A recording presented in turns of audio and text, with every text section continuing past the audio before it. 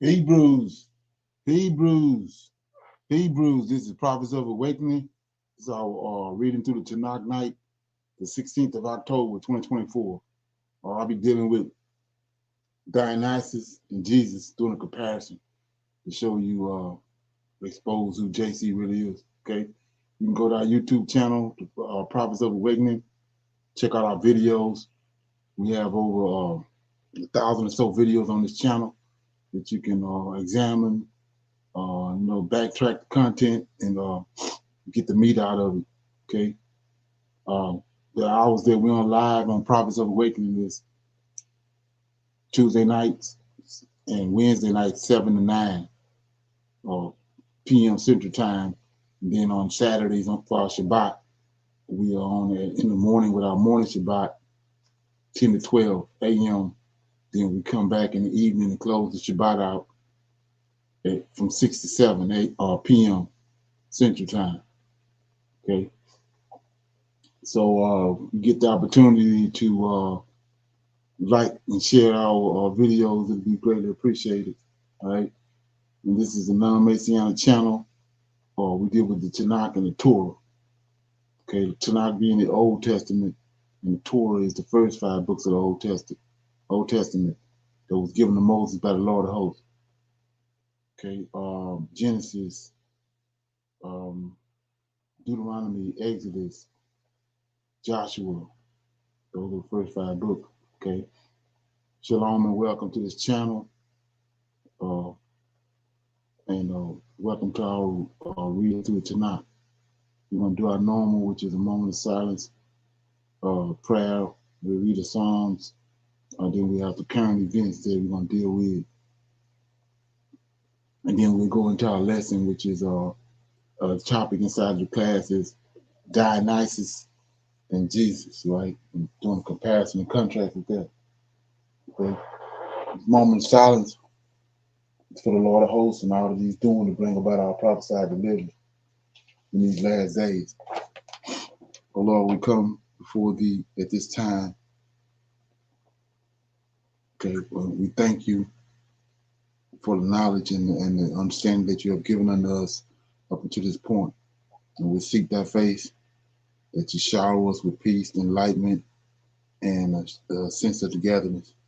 Oh Lord, we see thy hand in the affairs of the world, and we know and understand that what you have spoken in the past will surely come to pass. Okay?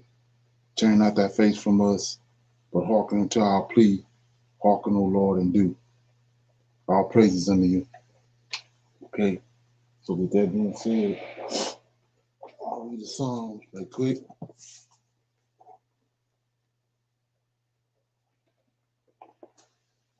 Okay, I'll read Psalm 31. In thee, O Lord, do I put my trust.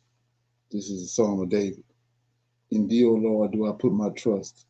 Let me never be ashamed. Deliver me in thy righteousness. Bow down thine ear to me. Deliver me speedily. Be thou my strong rock, for a house of defense to save me.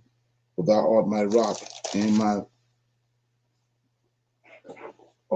fortress. Therefore, for thy name's sake, lead me and guide me. Put me out of the net that they have laid privately for me. For thou art my strength. Into thy hands I commit my spirit. Thou hast redeemed me, O Lord God of truth. I have hated them that regard lying vanities, but I trust in the Lord. I will be glad and rejoice in thy mercy, for thou hast considered my trouble.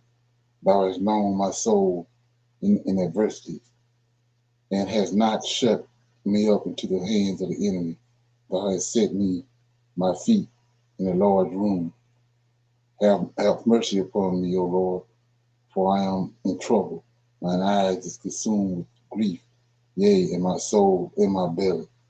For my life is spent with grief, and my years with sighing, and my strength faileth because of my iniquity, and my bones are consumed. I was a reproach among all mine enemies, but especially among my neighbors, and a fear to my acquaintances. They that They that did see me without fled from me. I am forgotten as a dead man out of mind. I am like a broken vessel, for I have heard the slander of many. Fear was on every side, while they took counsel together against me. They devised to take away my life, but I trusted in thee, O Lord. I said, Thou art my God. My times are in thy hand. Deliver me from the hands of my enemies and from them that persecute me. Make thy face shine upon thy servant. Save me for thy mercy's sake, and let me not be ashamed, O Lord, for I have called upon thee. Let the wicked be ashamed, and let them be silent in the grave, and let the lying lips be put to silence, who speaketh grievous things proudly and contemptuously against the righteous. Oh, how great is thy goodness, which thou hast laid up for them that fear thee, which thou hast wrought for them that trust in thee before the sons of men. Thou shalt hide them in the secrets of thy presence from the pride of man. Thou shalt keep them secretly in a pavilion from the strife of tongues. Blessed be the Lord, for he hath showed me his marvelous kindness in a strong city. For I said in my haste, I am cut off from before thine eyes. Nevertheless, thou heardest the voice of my supplications when I cried unto thee. O love the Lord, all ye his saints, for the Lord preserveth the faithful, and patiently and plentifully rewarded the proud doer. Be of good courage, and he shall strengthen your hearts, all ye that hope in the Lord. So that was Psalm 31 that I just read, and the title is In Thee, O Lord, Do I Put My Trust. It's a Psalm of David. Any comments on that? Okay, like I said before, when you understand that David is the Messiah rather than JC, JC is a figure they concocted, and that the Council of Nicaea and when they was in Alexandria, Egypt. So notice right here in I started with Psalms 31 and 4. It says, uh, pull me out of the net. So they want you to think that David, these Psalms that David wrote, and just from looking at this Psalms 31, we can see David is the one being persecuted. He's talking about his own persecution. It's not, you can't read this and then put it off on as a prophecy on somebody else. This is songs that David wrote according to the things that was happening to him and the people that was at odds with him and the spirits and things that was at odds with him. So it says in verse 31 and 4, pull me out of the net that they have laid previously for me, for thou art my strength. Then here you go. This is one of the examples I was telling you about the plagiarism. Verse 5, into thy hands I commit my spirit. Thou hast redeemed me, O Lord God of truth. So they got JC saying this right here. If you can go back in your old Christian days, it says, verse 5, into thy hands I commit my spirit. JC said it on the cross, but they got it from right here. David said, right? Okay, and then another one was, it says,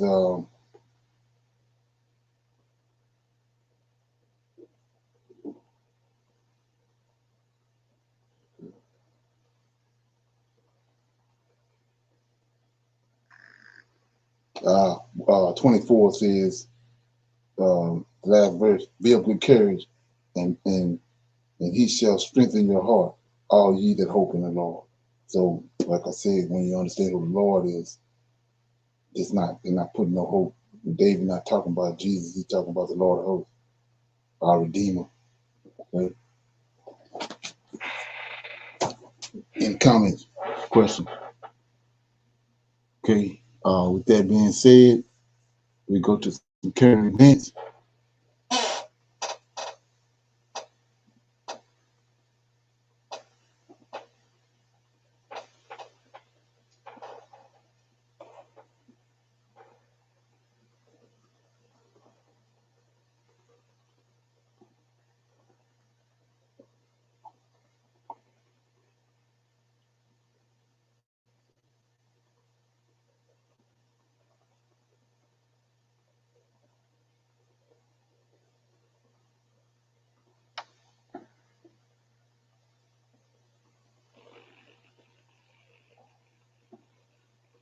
The United States is going to have an election. That will be November 5th. On November 5th, potentially, we will know who the next president of the United States is. Currently, it will either be between former President Donald Trump and our current Vice President Kamala Harris. Now, U.S. officials are highly concerned, though, especially the Biden administration, simply because of what we now know. The U.S. officials expect Israel's counterattack on Iran will come before the U.S. election.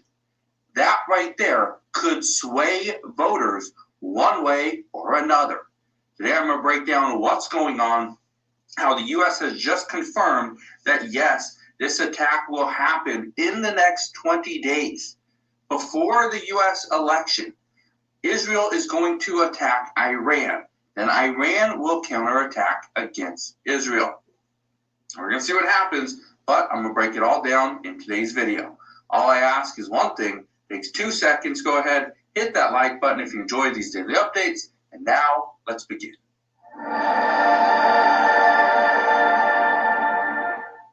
So here's what's happening at this time. Right now, the American people are looking at President Biden and Vice President Kamala Harris to determine what they are going to do when it comes to all the different issues around the world.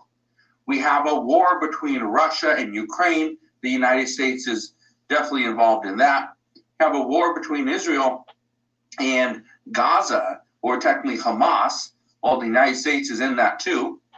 We also know Israel is going up against Hezbollah. The United States is involved there because Israel is our closest ally in the Middle East. And now we know Israel is going to retaliate against Iran. Then Iran has already stated they will retaliate against Israel. Now, what they are saying, though, this is what is very interesting.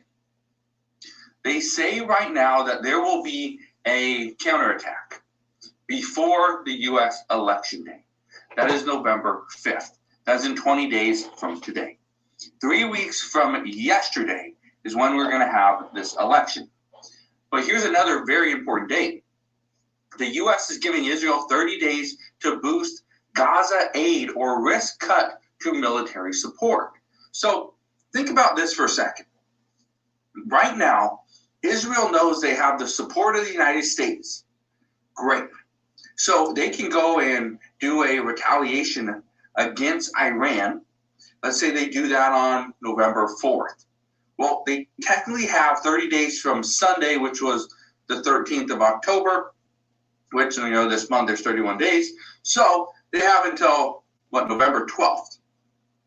At that point, military aid from the U.S. would be cut off. Now, here's why that's such a big deal. Let's say the attack happens on November 4th, one day before the election. This right there would send messages all over the U.S. People that are against Israel, okay, and yet the United States is backing Israel, but Israel goes and attacks Iran, still attacking Hamas and attacking Hezbollah all at the same time. This could actually hurt Democrats. And again, the day before the election.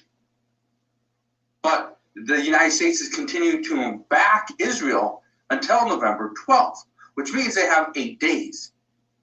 Again, keep in mind, if Israel attacks Iran, Iran will respond, which means Iran is going to respond, yet the U.S. is still going to be helping Israel. Look at this. President Biden says, I don't know if Netanyahu is trying to sway the U.S. election. I think, okay, I'm no expert here, but what he does in Israel and what he has done over the past year has swayed the U.S. President Biden was going to try to win his second term. Not anymore. He walked away from that. He withdrew his candidacy, which is the only reason why Vice President Kamala Harris is even there. But I want to read something to you. Okay? I want to read a little bit of this article right here because something that it says here is very important. Now, let's get down to it. It says, the timeline and parameters of Israel's retaliation against Iran has been subject to intense debate inside Israel's government and are not directly related to the timing of the U.S. election, according to sources. Yeah, I think there's some truth to that, where Israel's trying to determine everything on their own timeline based off their own objectives, but at the same time, it's very interesting where it all kind of falls into place. Let's keep reading. It says Prime Minister Benjamin Netanyahu, described by senior U.S. administration officials as a political animal deeply attuned to American politics, appears highly sensitive to any potential political ramifications of Israel's actions in the U.S. Goes on to say, the growing conflict in the Middle East has emerged as a persistent issue in the American election. President Joe Biden and, by extension, Vice President Kamala Harris have faced pressure from progressives for their handling of the situation. Meanwhile, Republicans, including former President Donald Trump, have accused the administration of bungling the crisis, sending the world into chaos. Okay, now, here's what I really want to read to you. Okay, this right here. Strike could upend race. It says, for Biden and Harris, an outbreak of a wider regional conflict would pose an unwelcome development on an issue that has already caused the major political headaches. Netanyahu is acutely aware of how a potential counterstrike could reshape the presidential race, according to assessments from U.S. officials, adding a layer of complexity to the ongoing diplomacy between the two nations over the last several months. Okay, now, here's where things get interesting, okay? I want to read this to you because what is being said here is what we have feared for quite some time. Now look at this. It says the Biden administration officials have been notably tight-lipped about both the timing and targets of Israel's forthcoming counterstrike after Iran launched some 200 ballistic missiles at the Jewish state earlier this month. Now, here's the important thing. Netanyahu informed Biden last week that Israel does not intend to go after Iran's nuclear or oil sites during this round of retaliation. Okay, that's the important thing. Biden had publicly encouraged Israel and Netanyahu to avoid those targets. So avoid any nuclear or oil site. Why is this such a big deal? Here's the reason why. As of right now, it has been reported that Israel is going to target Iran's military sites. That's what they're going to target. They're going to target that first. But as it says right here, they do not intend to go after Iran's nuclear or oil sites during this round of retaliation. Here's why. According to a statement, they say they won't go after Iran's nuclear or oil sites in this round of retaliation, and it is clear why. Israel can't and won't target a major site because they already know Iran's plans to retaliate. So after the next retaliation, then Israel will need another bigger target to go after, hence oil and nuclear sites. Okay. Any comments on that? Anybody got any comments or questions about that? Okay. Shalom. It sounds like they don't have any secrets of what's going on. They're telling them what they're going to do, play by play. So that's, I thought they would have, not letting the left hand know what the right hand is about to do, or what, as the saying goes. So they're letting them know that they're ready to fight and they're ready to continue, and they have plan one, A and B. Is that something that's, I don't think that's something that one does in the war. Let them know that you're going to do, no sneak attack, I guess. But yeah, it seemed like to me, like he was saying at the beginning of the video, that Netanyahu trying to dictate what happens with the race, the presidential race, because we know that Trump a big time Israel supporter, and it had Israel had problems with, especially Barack Obama 8 years, and Biden is tied to Obama, so he's had issues with the both of them. So he's trying to to me, he's trying to make sure that Trump get in office. You know that they're gonna get all the support they need from Trump, and those Republicans. They're evangelical. They've been brainwashed to believe that they're the real people. Okay. Anybody else got anything on that? Okay, we go to some more need to know information. I think this right here was pretty interesting because it's hitting at the heart of everything. All the drama and the chaos that you see going on is because of where we at in Bible prophecy. We at the end, right? And the end times of whether most people know it or not is surrounding who the Israelites are, the real Israelites, not the whore, the harlot, but who the real Israelites are. So let's check it out.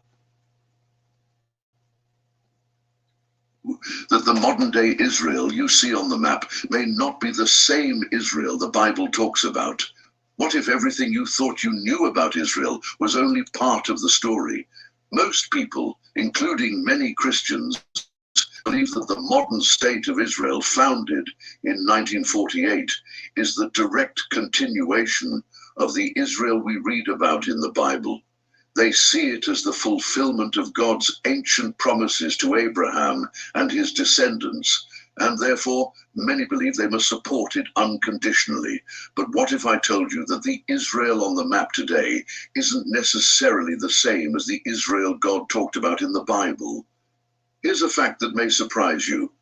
The modern state of Israel is largely secular.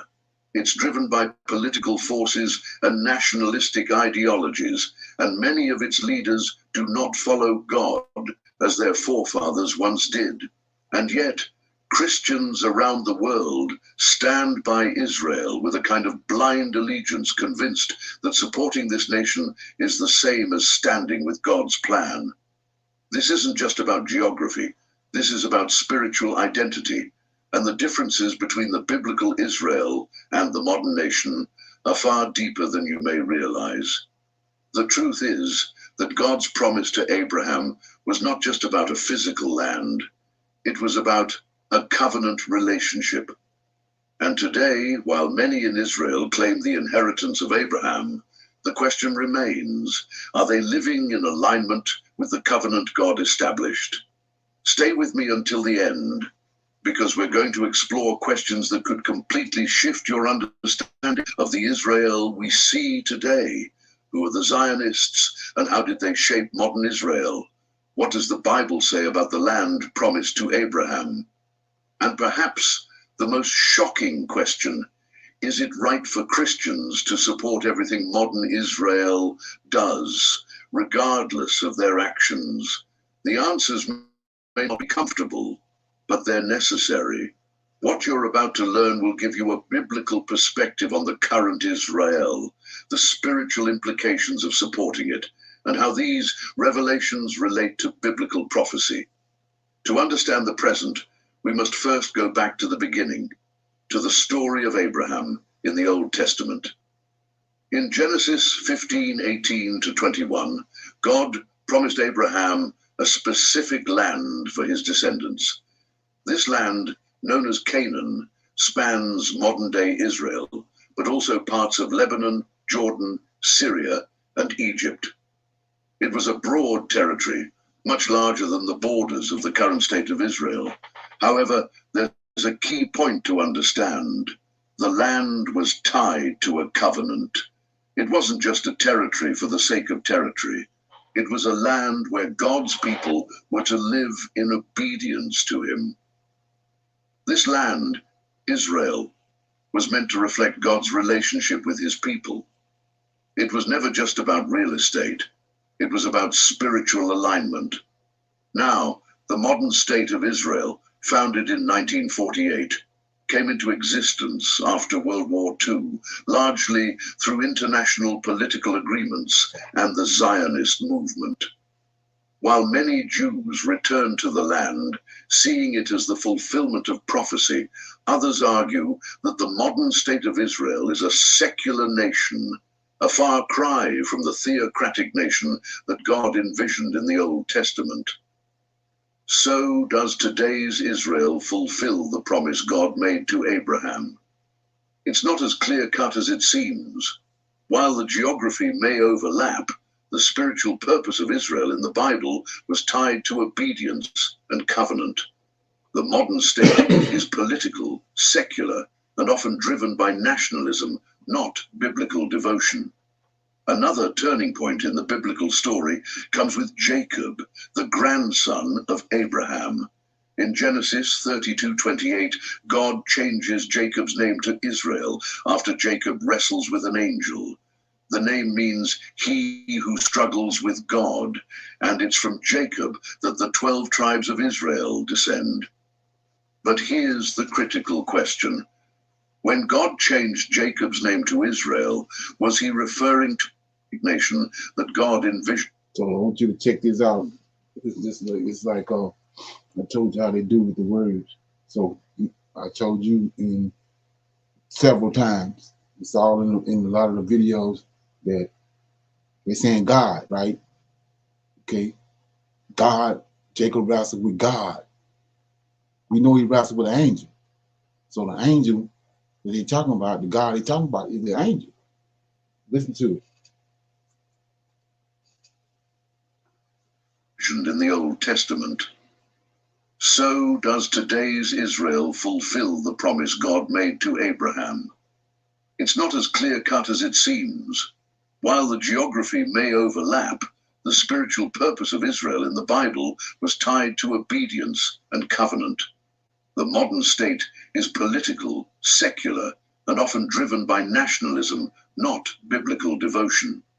Another turning point in the biblical story comes with Jacob, the grandson of Abraham. In Genesis 32:28, God changes Jacob's name to Israel after Jacob wrestles with an angel. The name means he who struggles with God. So let's look at that. So we wrestle with an angel. The angel changed his name. That's why he go back to look at the story. He asked, "What's your name?" That's who changed his name, right? And then you come back and you say, what do Jacob mean? He who struggled with God.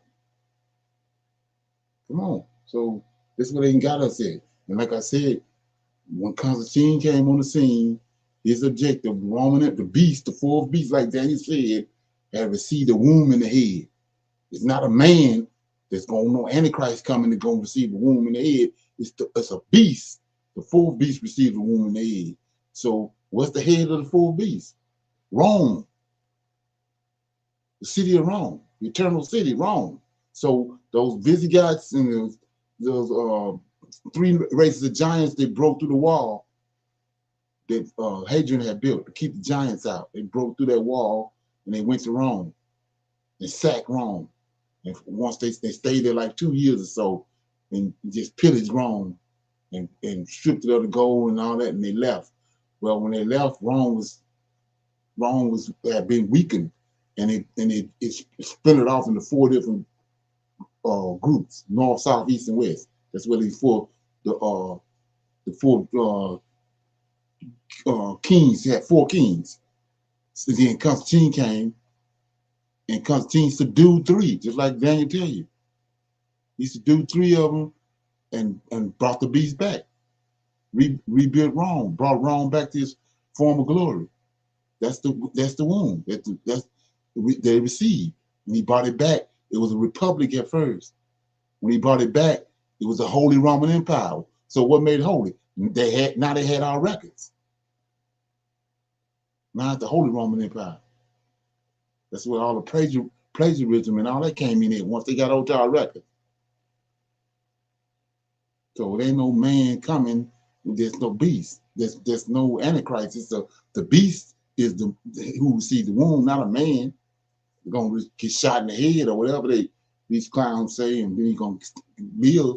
No, the beast received the wound. Like I said, they sacked Rome. So, like I said, right here, he wrestled with God. He wrestled with the angel, just like Moses came to the mountain of God. When he got there, God wasn't there, was an angel there. Michael, okay? Just like right here, he wrestled with Michael. Michael changed his name from Israel to Jacob. And like I said, the definition means if you want to say that the angel representing God, it says that he who struggles with God. He ain't struggling with Yahweh. He can't struggle with Yahweh. I showed you that yesterday. He's a consuming fire.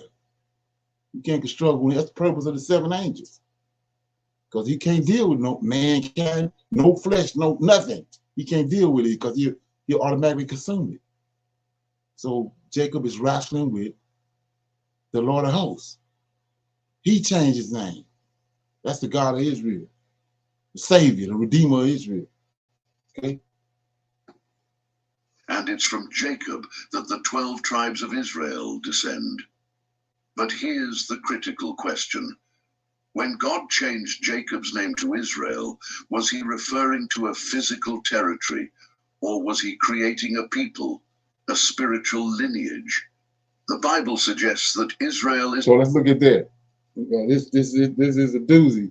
So when he said he changed his name to Israel, from Jacob to Israel, what was he calling? What was he talking about? Was he calling the land Israel? Or was he calling the people Israel? Jacob had 12 sons. He called them, he had 12 sons. Jacob is Israel is he talking about the people, right? So let's look at that. Because it's major. So like the brother said, like the man said, let's go to Hosea chapter 11, right? Look at it. Okay.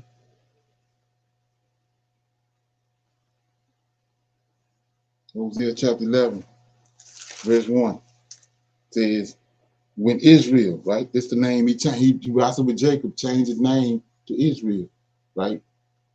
And the name is not the land, it's the people. It's 12 boys, 12 sons, right? When Israel was a child, right? Then I loved him and called my son out of Egypt. So Israel is the son. Chapter 11, verse 1. When Israel was a child, then I loved him and I called my son out of Egypt. So Israel is the son. Man, you know, son coming down on the cross and all that. Here go the son right here in Hosea. Israel is the son. When he wrestled with Jacob, he changed his name to Israel because he already knew Jacob was going to have 11, 12 sons. That's the nation of Israel. That's his son. He sent Moses and he told Moses to tell the Pharaoh, let his son go. We ain't looking for no son in the future because the son already right there. Okay? Isn't just a nation state, but a people chosen by God. In Exodus 19:5 through 6, God tells Moses, now if you obey me fully and keep my covenant, then out of all nations you will be my treasured possession. Although the whole earth is mine, you will be for me a kingdom of priests and a holy nation. Israel was to be a holy nation, a people in relationship with God.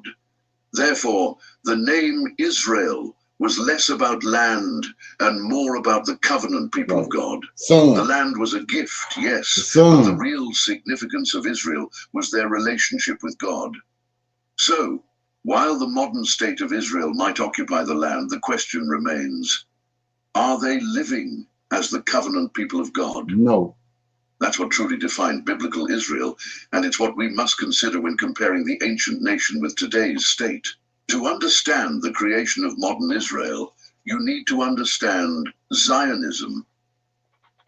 Zionism is a political movement that emerged in the late 19th century, advocating for the creation of a Jewish homeland in Palestine. This movement gained momentum due to anti-Semitism in Europe and the persecution of Jews throughout history. But here's something that's often misunderstood. Zionism wasn't always religious. Many early Zionists were secular Jews who were more focused on the cultural and political identity of the Jewish people than on their spiritual covenant with God. Theodor Herzl, the father of modern Zionism, envisioned a secular state where Jews could live freely, away from the oppression they faced in Europe. This brings us to today. The modern state of Israel is largely controlled by secular political leaders. While there are religious factions within Israel, the nation's government and much of its population are not driven by Torah-based principles. Instead, they focus on national security, political power, and maintaining their sovereignty in a volatile region. So, when we ask who controls Israel today, we must acknowledge that Zionism and its political goals are a significant driving force. This raises another important question for Christians. Are we supporting a biblical Israel or a political Israel? There's often confusion about whether the people who control modern Israel are the same as those who rejected and crucified Jesus. Historically speaking, Jesus lived during the time of the Roman Empire, and his crucifixion was the result. Christians support every action taken by the Israeli government, regardless of whether it aligns with God's word. The reality is that the modern state of Israel is often involved in military actions, political conflicts, and policies that may not reflect biblical principles. For instance, the Palestinian conflict raises ethical and moral questions about human rights, land occupation, and justice. While it's important to pray for Israel and acknowledge its biblical significance, Christians should also remember that God's heart is for justice, peace, and righteousness. Supporting Israel does not mean turning a blind eye to actions that go against these values. Jesus himself said in Matthew 5:9, "Blessed are the people." Okay. The dollar. Any questions or comments so far? Is it making any sense? You think those are the people that's over there in the land of Israel? Shalom. When he said back in 1948, the Jews returned to the land, they were never there prior to return to the land? Or is that statement true? What if I told you that the minute. modern day Israel you see on the map may not be the 1 minute.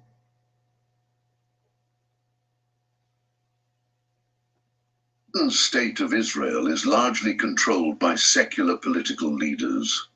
While there are religious factions within Israel, the nation's government and much of its whether it aligns with God's word. Right. So what you just said was, yeah, they was there. Let's look at it. Go to Malachi. Book of Malachi. So everything that's happening has been prophesied. But like I said before, as long as if you supposedly a Christian or you trying to make the New Testament work, you will never see none of this stuff. So we're in Malachi, book of Malachi, last book of the Old Testament. Chapter 1, Malachi, the burden of the word of the Lord to Israel by Malachi. I have loved you, said the Lord. Yet I say, wherein has thou loved us? Was not Esau Jacob's brother, said the Lord. Yet I love Jacob. So what is he bringing Esau for? Let's keep going. 3, I hated Esau, and I laid his mountains and his heritage waste for the dragons of the wilderness. So keep in mind right here, I hated Esau, I laid his mountain and his heritage to waste for the dragons of the wilderness. We're gonna see where they were at when he did this. Verse 4. Whereas, see that? Whereas Edom said, we are impoverished, but we will return, build the desolate places. Thus says the Lord of hosts, they shall build. So he said, they're going to come back.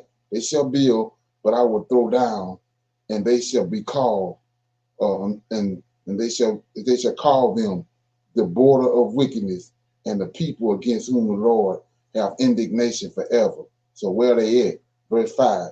And your eyes shall see, and ye shall say, the Lord will be magnified from the borders of Israel. So right here, in these last days, these people they done hoodwinked the scriptures and all that, got everybody focusing on them, thinking that they the people. But when he destroyed them, we know where they at. They in the land of Israel. When he destroyed them, he gonna be magnified. Read it again, verse 5. Your eyes shall see, and ye shall say, the Lord will be magnified from the borders of Israel. Yeah. So they in the land of Israel. Another way to rightly divide this is verse 4. Whereas Edom said, we are impoverished, but we will return and build the desolate places. What desert places? There ain't but one desert place. It's in the land of Israel. Abomination that make it desert. We cast the Israelites out. So we see right here, these 5 verses, they were there. Like I said, Israel left in 143 BC when the real Antichrist ran them out, Antioch Epiphanes. They was gone in 143 BC. Obadiah tells you Esau came in and stole the land at that point and named himself by the same names. That's who we dealing with in 70 AD when Titus and Vespasian came. They ran them out. And they, like I said, you can track them because they ran them out, gave them safe passage, gave Herod's lineage safe passage to Spain, right? Then when did they stick their head up again? The Nina the Pina and Santa Maria, looking for somewhere to go because they got curses on them too. So they sent 3 ships out to Columbus to go find land where they can go to try to get those curses off of them. So you say, what curses? Let's look at it right quick and we'll get back over here. You go to Ezekiel 35.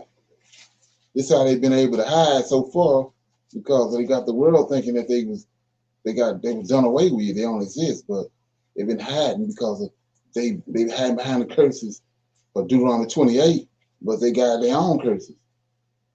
Just like we know from last night, it's more than one Enoch, right? It's more than one Lamech. It's more than one Methuselah. This has the Lucifer operates.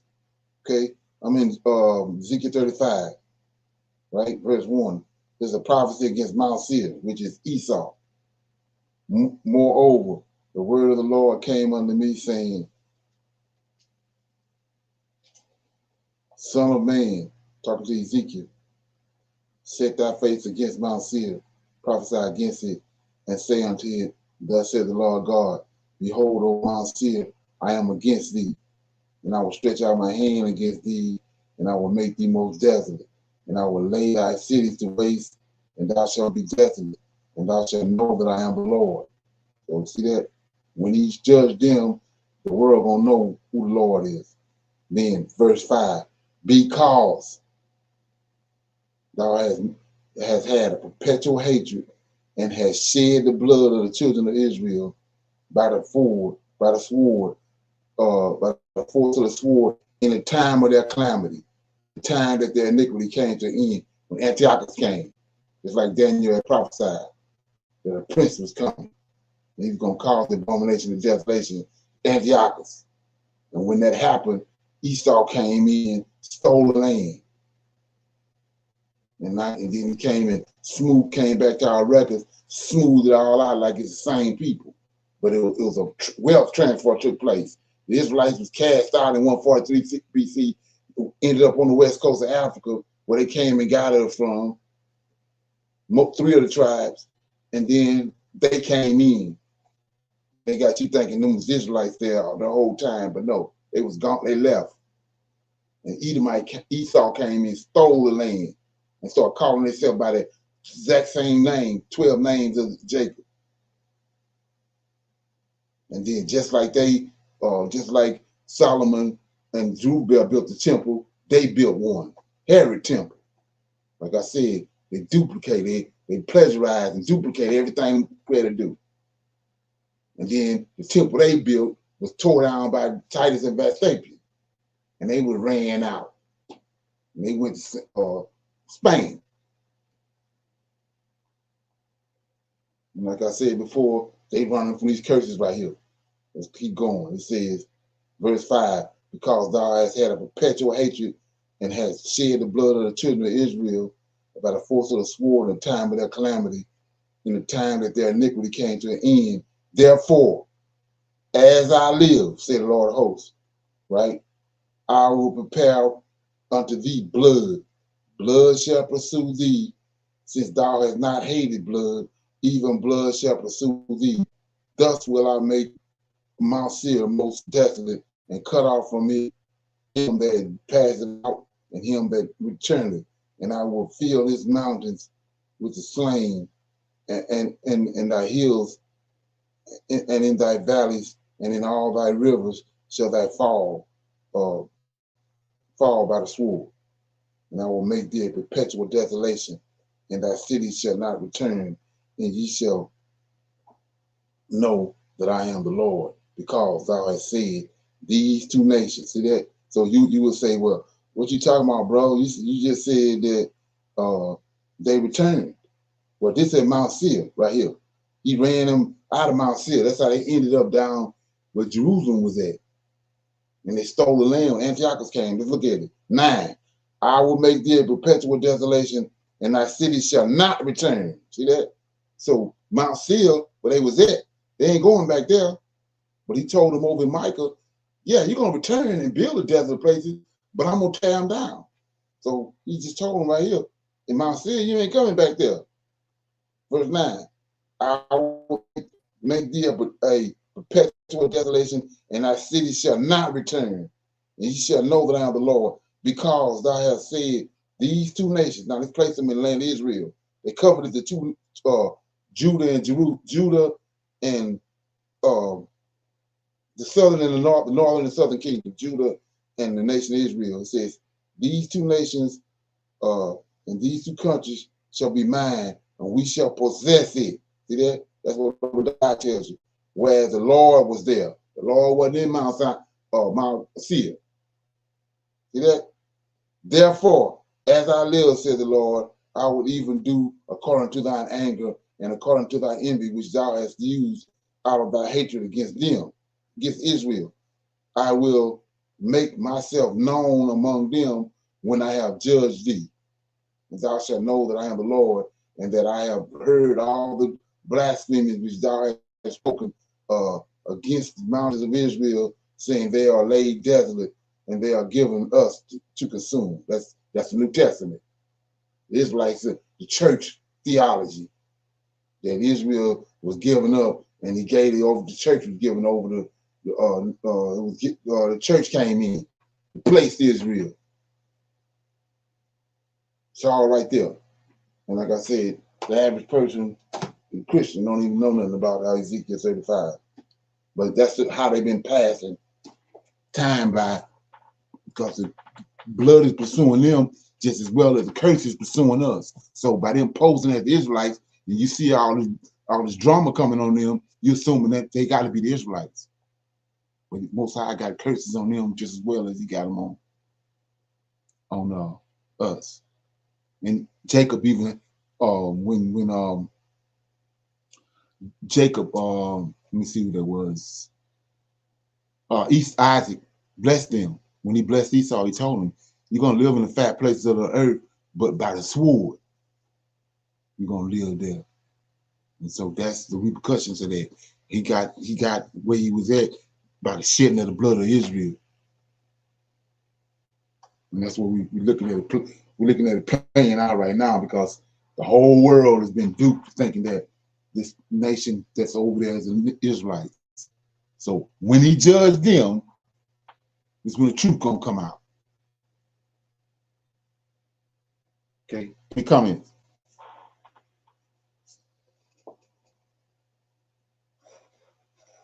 Okay. The reality is that the modern state of Israel is often involved in military actions, political conflicts, and policies that may not reflect biblical principles. So now we know why, because them ain't the real Israelites. It's not adding up to what the scriptures tell us what's going to be happening whenever the Israelites return. These people here, they return, but they return based on Malachi chapter 1, verses 1 through 5.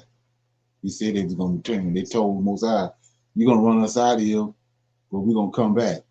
And they came back in 1948. But it's not fulfilling scripture when it comes to the Israelites, the true Israelites. We see that in the process of unfolding right now in front of the world. Okay, so open it up for some Q&A.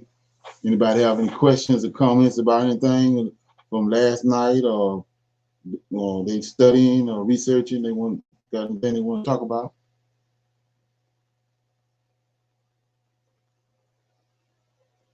Okay, everybody good? Yes. Yes, sir. Not at this time. I have nothing. Okay. So we're going to the topic into lesson, which is I was showing us do a comparison contrast with Dionysus and Jesus. So somebody that hasn't really done no research and know anything about this, it's got a book called 16 Crucified Saviors, right? Because it was 16 people with the same characteristics JC had before he came. He the last one. So Dionysus is one of those 16 crucified saviors, and he's the son of Zeus.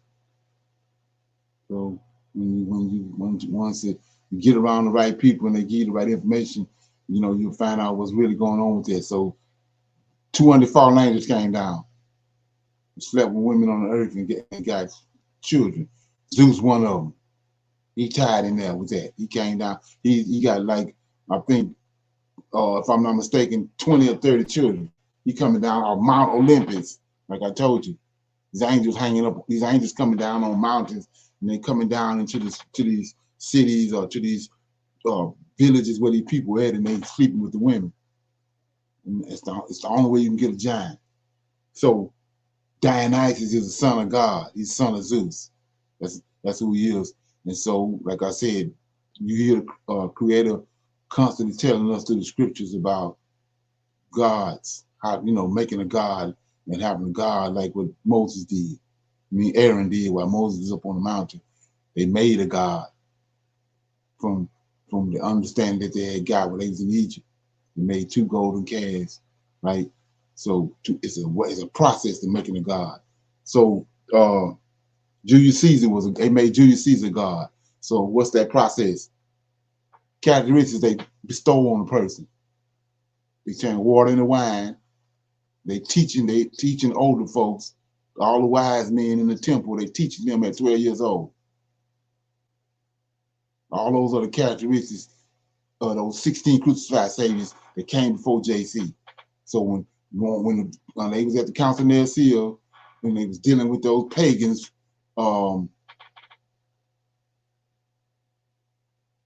Constantine, once they had the council and they came up with JC, which is out of the scriptures, and then they bestowed all those characteristics on them that was on the previous crucified saviors. Like I said, Dionysus is one of them.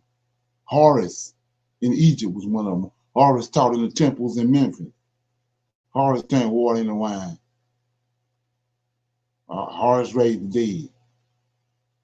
You had Mithras, which was the God they was worshiping before Jesus came. He was the 16th one, and JC was the next one after him. You had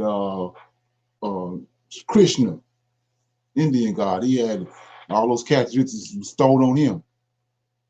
And Zeus was one, and Alexander. It made him a god. So that's how you make a god. You bestow all those characteristics on him, and then he become a god. So that's how JC is. It's just that the difference in those first 16, those pagans didn't have our records. But during the Roman Empire and at the end of the Greek Empire, they got a hold of our records because they came in and sacked Jerusalem and ran the Israelites out of the land. Then they got a hold of our records. That's how they was able. Then they took our records because they couldn't read them. They weren't comfortable with reading them in Hebrew, so they took our records to Rome. Like I told you in the books they tell you don't read, the pseudepigrapha, it's got a book in there called The Letter to Aurelius. And it tells you the whole story how they took our records to Rome, to Alexandria, Egypt, where the library was at, and they deciphered it. First of all, they turned it, they translated it from our language, which is Hebrew, Paleo Hebrew. They transferred it into Greek. That's how you get the Septuagint. And from there is where we get all this crazy stuff that's going on today. Jesus Christ, all this stuff, Paul and Mark and Luke and John, all that plagiarized off once they got a hold of our records. Okay, that's what that's all about. So what I'm gonna do is play a couple of these videos, and like I said, you're gonna see based on a lot of other things, like we know how the fallen angels work. We know how the characteristics of the angels. They're able to transform themselves, shape shift, all that. That's what Zeus doing. That's how he getting all the kids. He coming down, showing himself as a man, and then the king gone on to war. He come down to the queen, and he's transformed into the man. And the queen thing, that's her husband, but it's him. And the prime example is what happened with DIONYSUS. Let's look at it. Let's check it out. So, and then, like I said, we don't really pay attention to certain things, but DIONYSUS, DIONYSUS, Jesus, JESUS. Okay, here we go.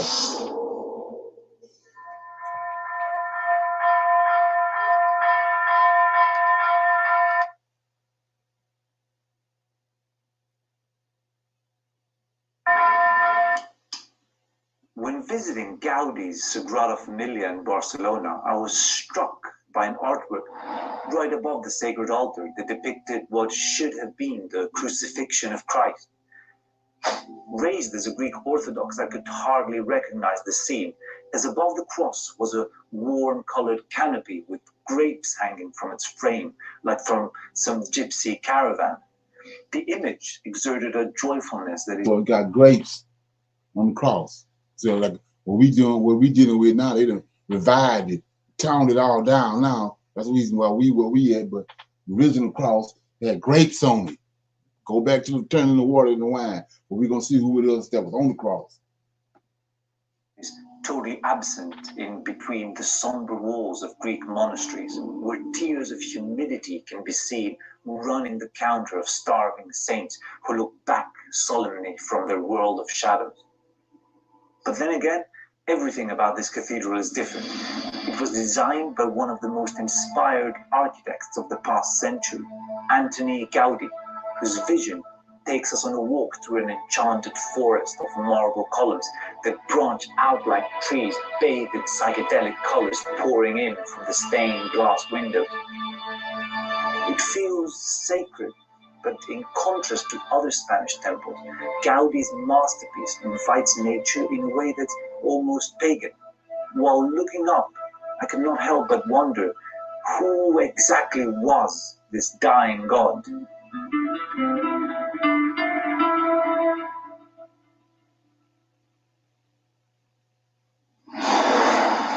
Comparisons between religions are not popular among Christians and Muslims, who, unlike other faiths, they believe that theirs is the only one true, the rest little more than fairy tales. And yet, for the scholars who study their history, religions are never the clean little boxes that their believers would like them to be, but rather flow into one another, exchanging ideas and ritual forms, sometimes preserving and other times changing their original meaning. And Joseph Campbell, arguably the most popular among these scholars, was pretty clear on Christianity's debt when he wrote that no one familiar with the mythologies of the ancient world can turn to the Bible without recognizing counterparts on every page.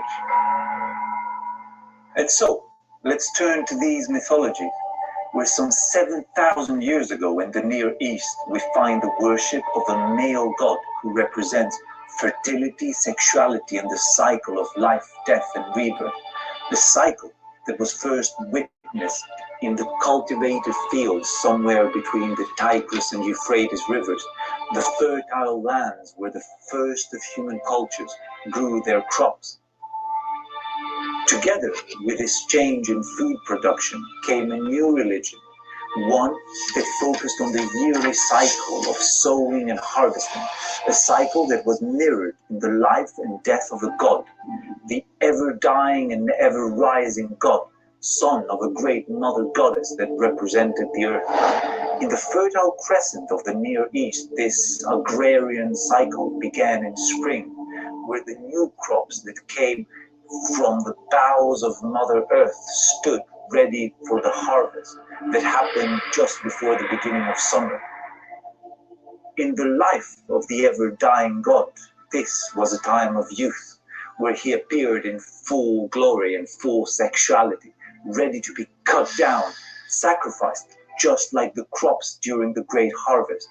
A necessary death, if you will, from which life is sustained, as both animal and man must symbolically eat from his body in the form of bread, the fruit of the earth. After this act of ritual sacrifice come the seasons of autumn and winter, seasons of death, where the leftovers, the seeds, are returned to the earth's bow in a sort of burial. And there, almost miraculously, new life can be seen sprouting forth as early as late December, the time of the winter solstice, or Christmas, when the god is born again, risen from the dead, while through his dying and rising, we, the believers, are also made immortal. But how exactly does this happen? Well, one of Joseph Campbell's definition for myth was metaphor transparent to transcendence. What Campbell meant by this was that while myths borrow their elements from the real world, like in the case of the crops becoming the original inspiration for the sacrificed god, they have the power to move the initiate beyond them and into eternity. For the cultures that planted the first crops, the cycle of the harvest was made transparent to the eternal cycle of birth and death, which never stops turning, thus inevitably leading to rebirth, is something that happened once has no reason for not happening again. The initiate, who identifies with a cycle rather than a single moment like youth or old age, will have life everlasting. And so, a god was created to carry this process through, a half-god, born out of the mystical union between a true god and a mortal woman. During his festivals, his body was represented Fallen angel. as bread and his blood by wine, the fruits of the dying crops, eaten and drunk near springtime and during the great harvest as an act of symbolic cannibalism. And after his death, the god would be reborn, and with him, the whole of mankind. Now, did we just describe Jesus Christ or Dionysus? And if this question took you by surprise, just think of the Holy Sacrament during the Christian Eucharist and just for a moment observe its symbols, not as a believer, but as a scientist. The differences, however, are just as important as similarities. The Greeks celebrated their dying god Dionysus in orgiastic feasts where wine flowed abundant, and some even believed that psychedelics similar to LSD were consumed along with it. In contrast, the religion of Jesus placed its center not in this world, with its innumerable pleasures and pains, but the next. And so, after Christianity became the only permissible religion, the life energies of the human body could no longer find expression in spirit. This sudden turn away from nature is thought to have created a deep rift in the collective psyche of Europeans, one that is perhaps still felt today. And it's precisely this Notice what he said, Europeans. tension that is reflected so well in Gaudi's work and life.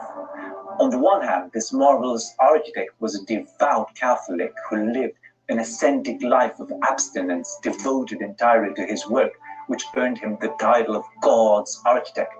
But a simple glance at Gaudi's work and the pagan symbols that dress some of his designs tell a different story. From the dragon-like reptiles that adorn Park Well, even to mushrooms that some have suggested represent the Amanita muscaria psychedelic mushroom. And why should we be surprised? As Spain itself is a fascinating country full of contradictions, where the intensity of religious piety is constantly pierced through by the undergrowth of a pagan past that it's trying hard to conceal. Bullfights are connected in meaning with Dionysus, who often appeared as a bull, the sacrificial animal of Minoa and Crete, linking the entire Mediterranean coast back to its Greek roots. And during the turbulent turn of the last century, the celebrated poet Federico Garcia Lorca reintroduces the horned god in his play Yerma, claiming he was not a stranger to these lands, but of pura tierra, straight out of this Iberian earth. But here we need to stop our assumptions out of respect for the man and his work, understanding that we will never be certain of what exactly he had in mind when creating his masterpiece. We can, however, look at the results and let our eyes be the ultimate judges on whether Gaudi had intended for us to see Jesus or an eternity shining through him. Okay, any comments on that?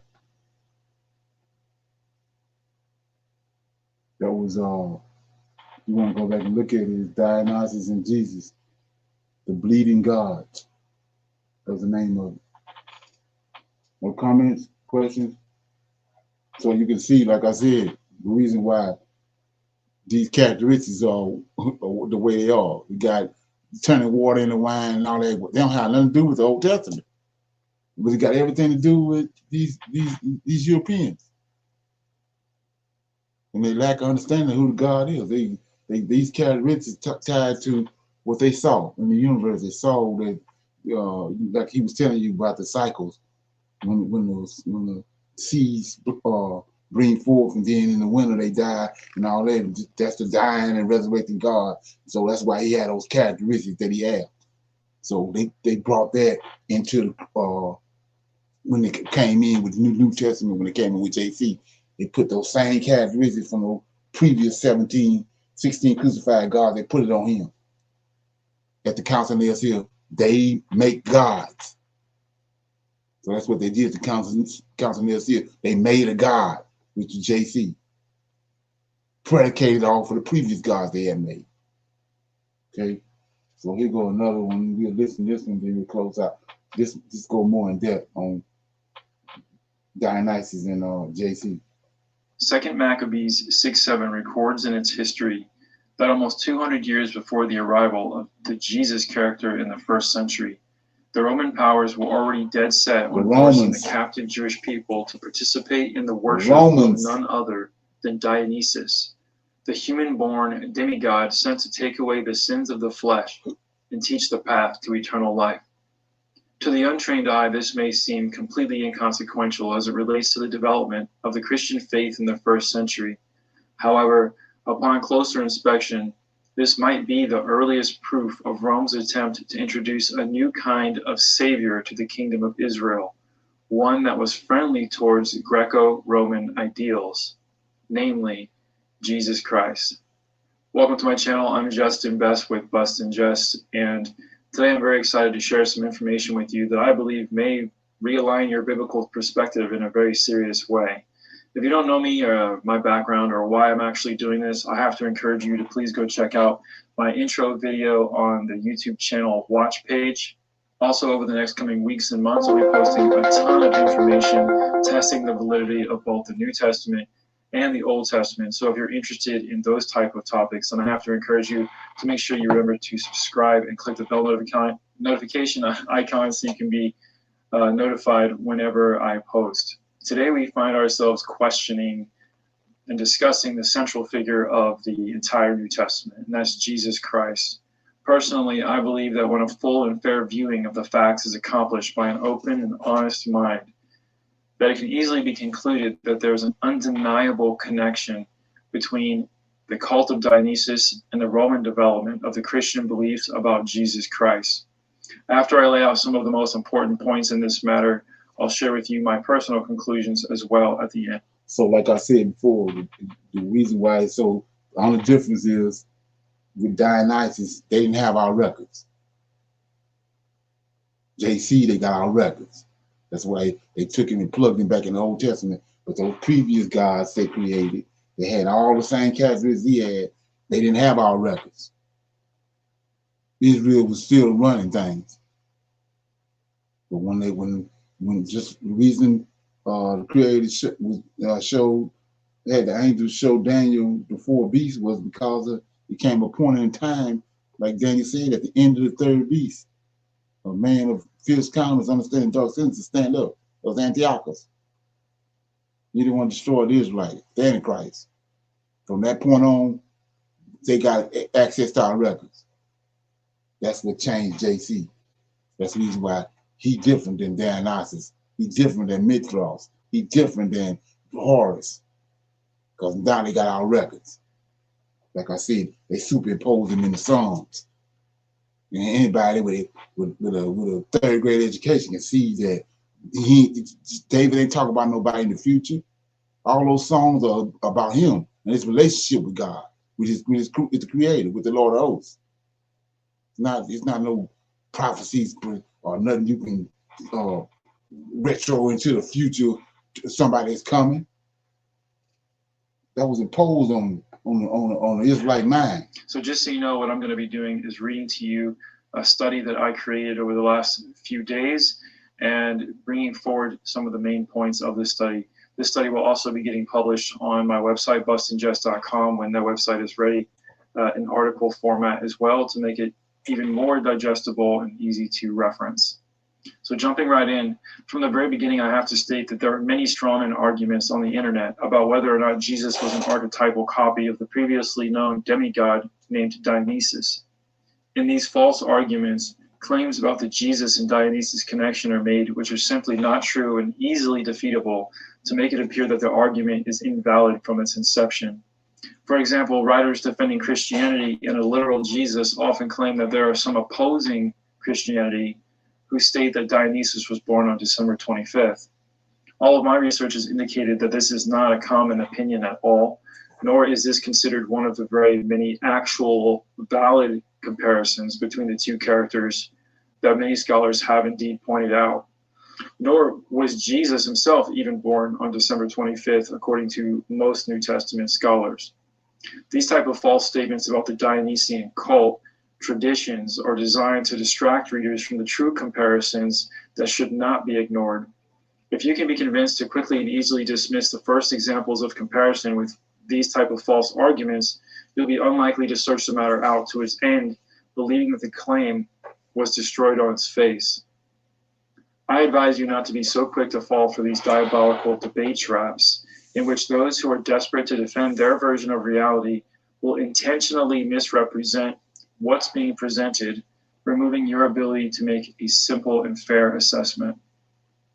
It's my belief that the facts about this topic and shared in this study repeatedly demonstrate that Jesus Christ, the character, was built around Dionysian traditions dating back to the Greek Bronze Age, at least 900 years before Jesus Christ's arrival in Judea. But before I show you clear examples of what I mean, let me provide a very quick terminology and history lesson on the Dionysian cult. Dionysus has gone by a few names over the centuries, such as Bacchus and Liber, and his original character is said to be traced all the way back to Osiris, the Egyptian equivalent of Dionysus. Dionysian cults have also held many names. Orphism is a name given to a set of 5th and 6th century BCE religious beliefs and practices originating in the ancient Greek and Hellenistic world. It is said that these beliefs also come from the Thracians and are associated with literature ascribed to the mythical poet Orpheus, who descended into the Greek underworld and then returned. The Orphics revered Dionysus, who also once descended into the underworld and returned. Orphism has been described as a reform of the earlier Dionysian religion, involving the reinterpretation or rereading of the myth of Dionysus and reordering of Hesiod's theogony, based in part on the pre-Socratic philosophy. So the cult of Dionysus, however, predated Orphism, with evidence pointing back as far as 1300 BCE. The earliest records of Dionysus worship actually come from Mycenaean Greece, specifically in and around the palace of Nestor and Pylos, dated to around 1300 BC. Orphism, which itself dates back to at least the 6th century BCE, 600 years before Jesus, contained tenets of spiritual concepts which would later become deeply rooted in the foundation of the Christian faith. For example, the central focus of Orphism is a myth which describes humanity as having a dual nature, a body inherited from the Titans, and a divine spark or soul inherited from Dionysus. In order to achieve salvation from the titanic material world's existence, one had to be initiated into the Dionysian mysteries and undergo a ritual purification and reliving of the suffering and death of the god. In my opinion, this is similar to the Christian passion plays and the communion rituals, which we're going to discuss a little bit further. Orphics believed that they would, after death, spend eternity alongside Orpheus, Dionysus, and other heroes. These Orphic concepts permeated the entire Greco-Roman cultures of their time, stemming primarily from much older Dionysian cult practices. Here's a quote from Classical Mythology, 8th edition. It says, "In this way, the Orphic Bible provided the divine authority for belief in an immortal soul, the necessity for keeping the soul pure despite the contamination and degradation of the physical body, the concept of a kind of original sin, the transmigration of the soul to an afterlife, of reward or punishment, and finally, after various stages of purification, an apotheosis, a union with the divine spirit in the realms of the upper aether. The seeds of everything come from Phanes or Zeus. Out of one all things come to be, and into one they're all once again resolved." This was its most geographically widespread and deeply rooted rival. And so the Christian church, while enclosing the revolutionary ethics of its gospels within the necessity of social control, was influenced by Dionysiac cult as well as opposing it. In other words, Dionysus and Dionysian cults were extremely well known and would have been especially known by the Greek-influenced Hellenistic Jews of the 1st century, who likely read various works on the deity, saw the grand festivities through the year, and perhaps viewed a glimpse of one of the many Orphic plays that were so common in that time and region. Let's talk a little bit about the Hellenization of Judea. Of course, a quick study of Hellenization or Hellenistic Judaism should help you understand that Hellenization was the influence of local regions, including the regions of Judea, in the practices, beliefs, works, music, and philosophical rhetoric of the Greek and Roman world. In other words, Hellenized Jews were those who had one foot in Greece and the other in Jerusalem. The New Testament's Paul, if he were to be considered a literal character, would be a perfect example of a Hellenized Jewish writer who brought nearly all of his theology directly from Greco-Roman and Stoic concepts. Truly, most of Paul's New Testament doctrines can be traced back to the earlier Greek concepts of Plato, Socrates, and Aristotle, and were by no means new or novel ideas. In an upcoming study titled Plato or Paul, I'll outline 20 clear proofs that Paul's character directly plagiarized these earlier Greek writers word for word. But I don't want to get off track here, since this study is about the comparisons between the first century Jesus and the earlier Dionysus. Now that a bit of context has been provided, let's jump straight into several clear examples of how the character of Jesus was directly inspired by the demigod cult of Dionysus. First, we'll talk about dying and rising gods.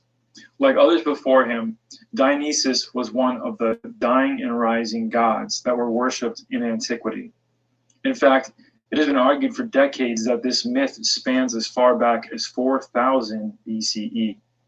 The oldest known example of the dying and rising god myth is the Sumerian legend of Inanna and her descent to the underworld.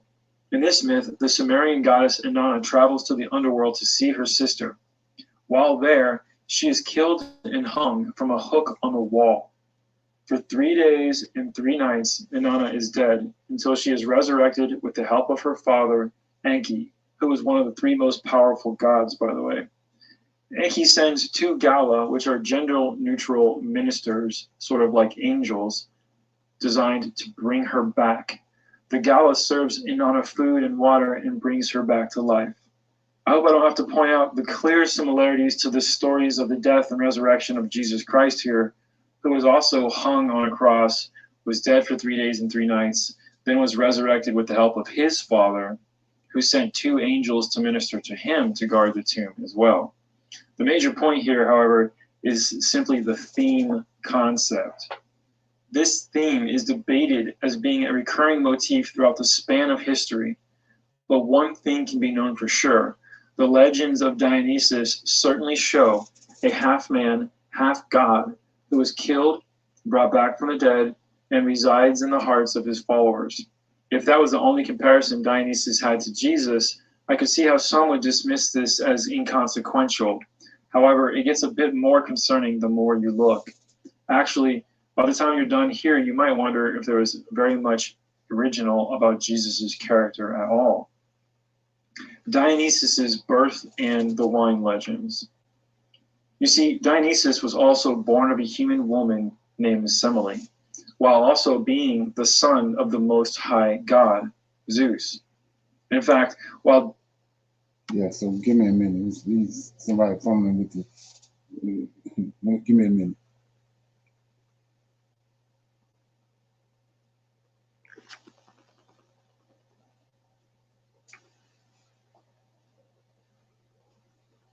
So any questions, comments on what you heard so far? Do it make any sense?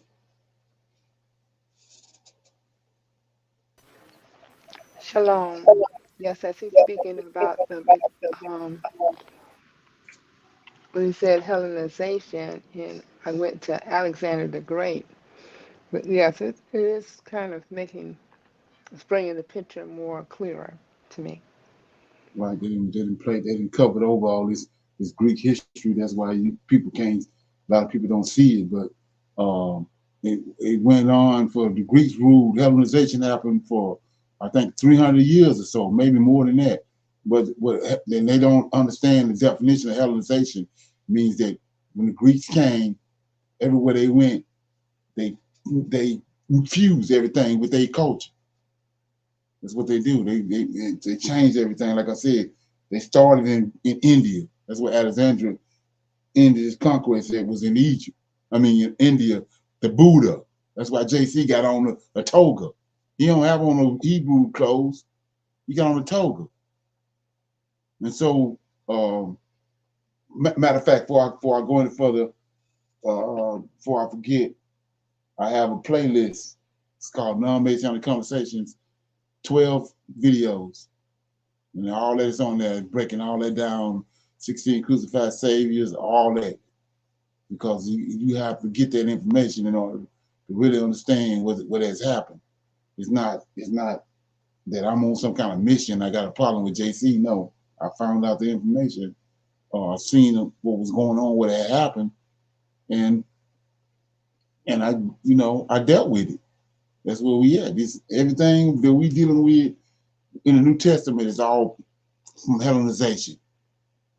Like I said, it's not a coincidence that the Library of Alexandria is this big library, the world's biggest library was in Alexandria, same place where they translated the Septuagint, our records. That's all the evidence and everything you need to create Christianity was right there in Alexandria, Egypt.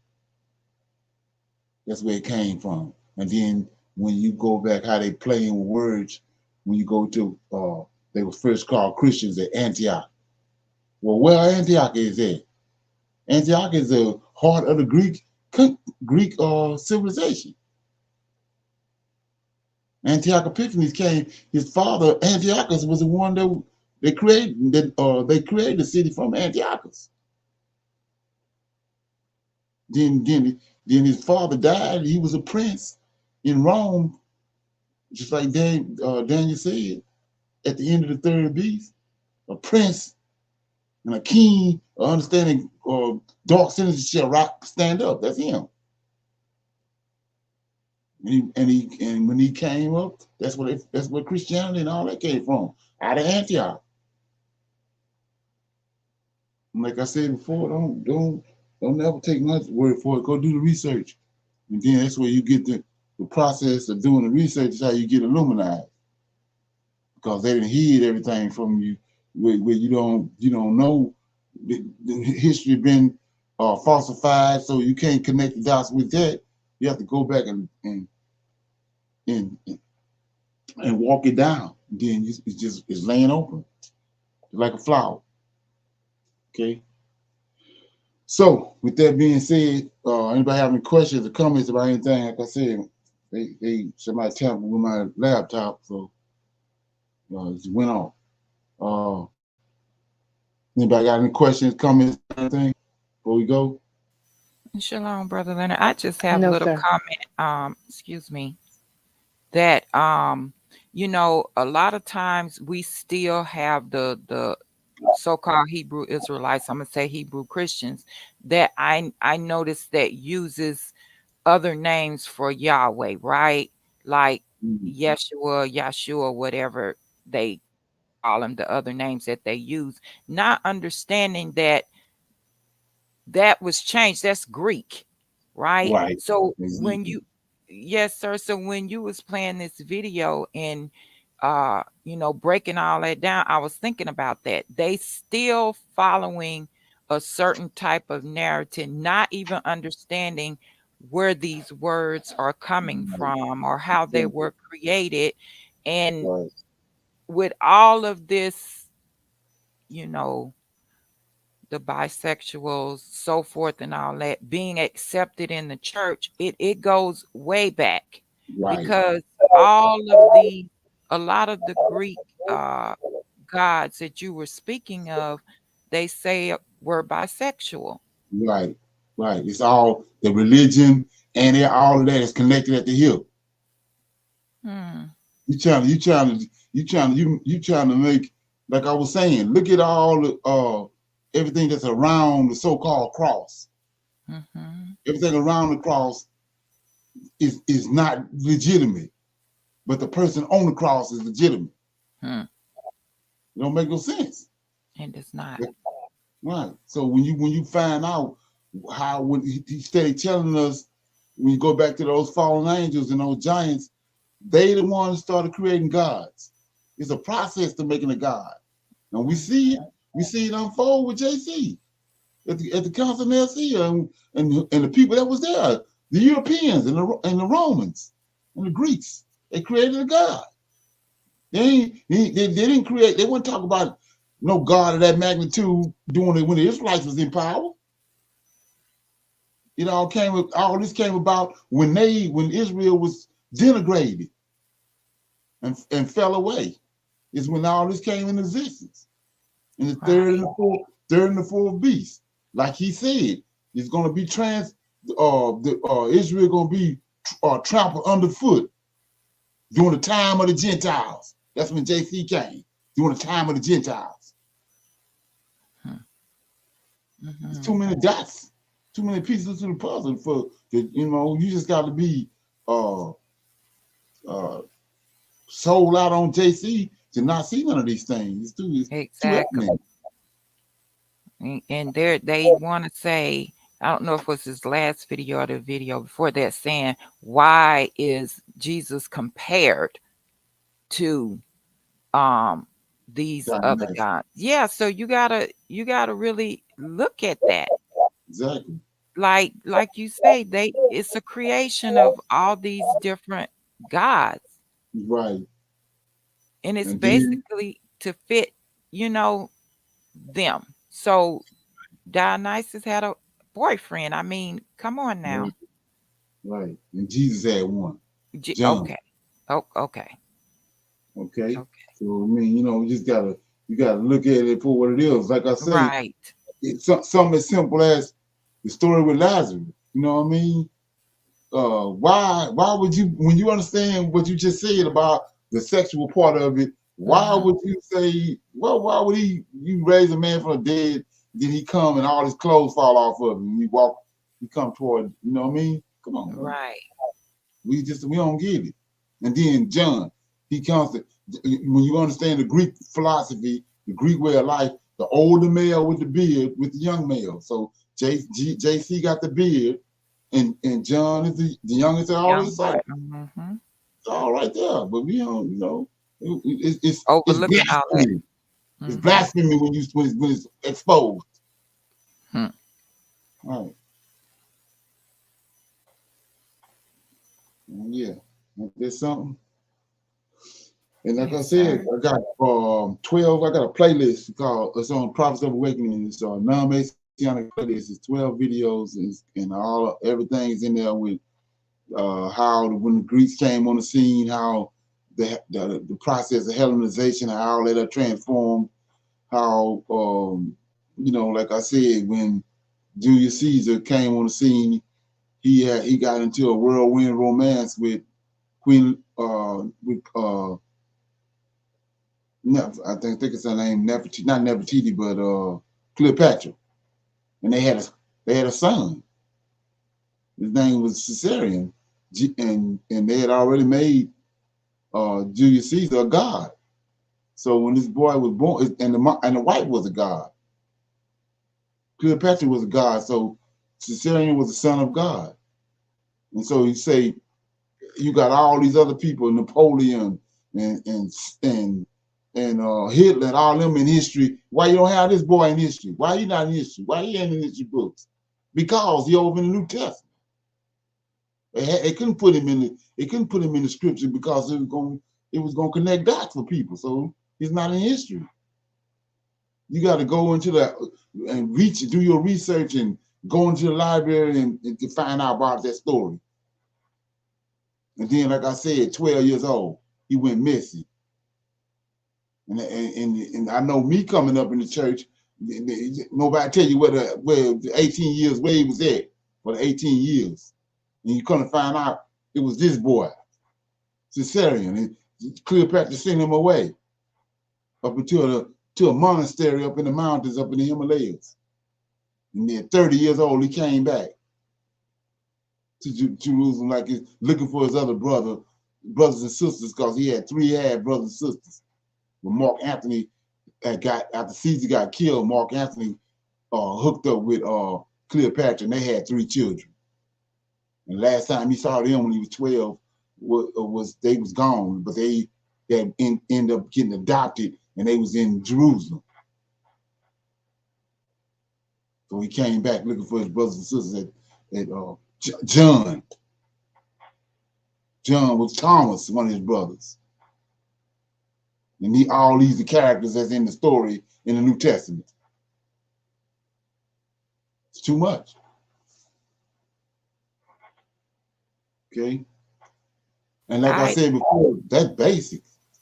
hmm You think it's something difficult. That's basic. mm. You saying something? Yes, sir. I was just gonna make a little comment again. when I first started doing my research on this, when I first heard, you speaking about it, because I didn't know anything about it, and doing my research, right? When you understand the plant that's connected to him, right? Which is the ivy plant, right? So Right. I remember, my mom, my grandmother, everybody, had them in their house, and they just growed all over the place, right? All up Right. on on the window, all up on the wall. And Right. living in my apartment, I had went and bought one and started growing one, and it was growing really good. And I read that, I took it straight to the trash can, Ain't because you that think something? about, yes, that stuff that you don't know anything about, and once you learn about it, you just try to disconnect yourself from it ASAP, Right. because that Right. was all you was around, and nobody knew the meaning of that. So Right. it's like, okay, I'm not going to follow, this trend anymore. Right. Yeah. Like, They pretty no, much you got to blacked out go. everything. They Mhm. blacked out everything that's pertaining to how it came into existence. They didn't black that out. All you Right. got is the New Testament and what's written and read and all that. They don't make no sense. All right. Mhm. Anybody else got anything before we go? No, sir. Okay, so with that being said, I'm gonna say shalom. My other computer messed up. Shalom, shalom, and another shalom. I see we have our women's van Bible study tomorrow night at 7 Central Time PM. So I'll see y'all then. On Shalom. Israel, wake up. Shalom. Yeah, be on Israel Wake Shalom, Up. shalom. Oh yeah, and the people that come in and check out our videos, subscribe to the channel. It'll help the channel move along and get the algorithm. So appreciate it if you do that. Shalom. Shalom, everyone. Shalom, everyone.